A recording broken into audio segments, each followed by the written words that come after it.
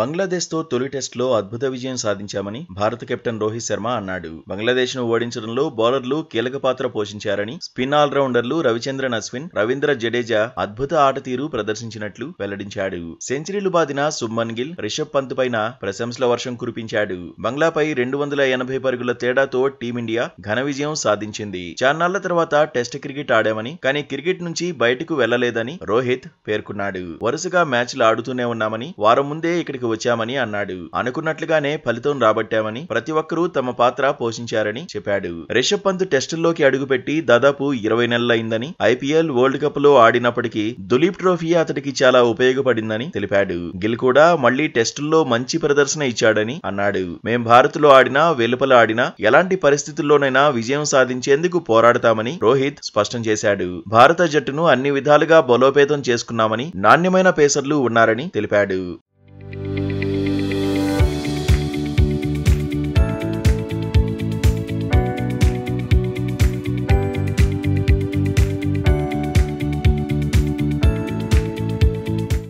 ఇక local boy Ravichandran Ashwin కి తోడుగా రవీంద్ర జడేజా చెలరేగిపోయాడని రోహిత్ అన్నాడు. ఇద్దరూ బ్యాటింగ్ లోనూ తమ సత్తా ఏంటో మరోసారి నిరూపించారని తెలిపాడు.